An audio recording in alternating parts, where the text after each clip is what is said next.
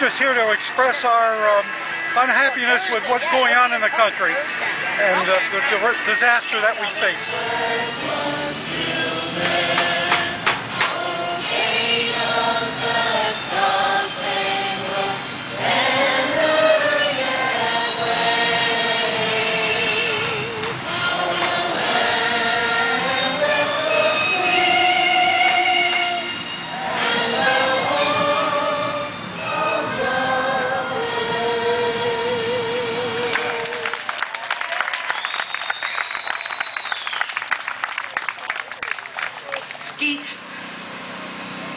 Reeves. He's going to give us a couple of poems. I think that'll really help us out for what we're here for today. Thank you. Good afternoon. I made a visit to Mount Rushmore the spring of this year, and it was an awesome sight. And when I came away from it, there was a gust of wind and some rolling stones down the mountain that kind of caught my attention, to where when I got back, I wrote this. It came to me late one night or early one morning. A visit to Mount Rushmore. A visit to Mount Rushmore.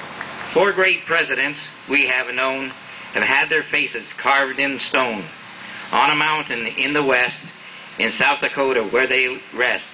Our Constitution, these 4 knew, formed our nation. 'Twas the glue. I looked at them, their faces strong. Can this nation stand for long? I asked these 4 upon the wall, then thought I heard a teardrop fall. Behold, a stone came tumbling down, and on those faces glimpsed a frown. I got the feeling on that day that our great nation has gone astray. Can we go back to what made us great, or will a third world country be our fate? This thought received not a conclusion. Was this frown I saw just an illusion?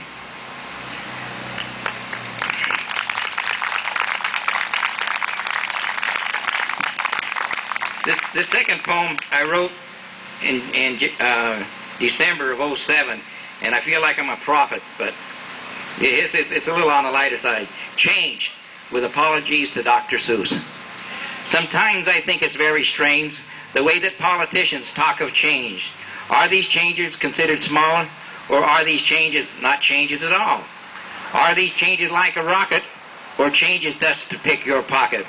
A change of weather, I am told, goes from hot to freezing cold. There are changes when you toil. How about the changing price of oil? They tax the rich and take their gold, and then they raise the taxes on the old. All these changes I have seen seem to keep my wallet lean. We change a baby when they cry, and we all know the reason why. A change in Congress, a change in fate, another Congress on the take. Are the political changes too exact, or like that baby, full of crap? What do I think of change this time? Not enough to change one line. Thank you. For those of you that are wondering, you see all these pictures here up down front here? This is what we call the Hall of Shame. Every one of these people were invited today to come and speak and to be part of what's going on here, and we haven't even been able to talk to any of them. I've been out in front of Courtney's office myself, and I don't even know if he really exists. Does anybody know? And anyway, he's not in Connecticut, I don't think.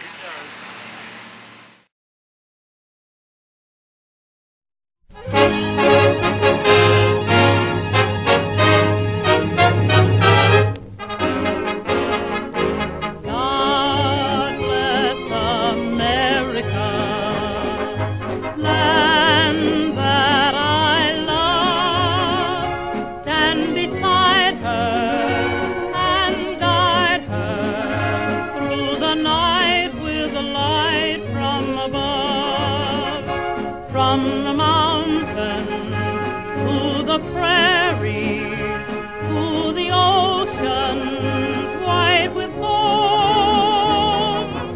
God bless America, my home, sweet home. This was given to me by somebody out there. I can't find him.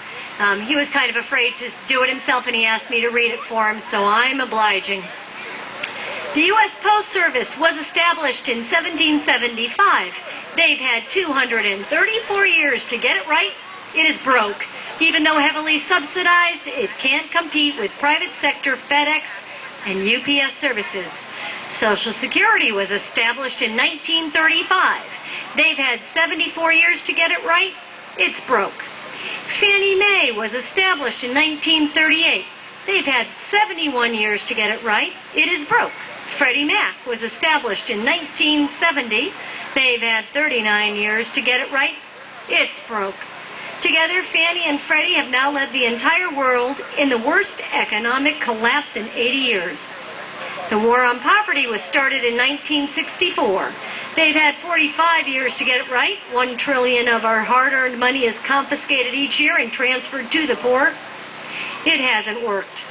Medicare and Medicaid were established in 1965. They've had 44 years to get it right.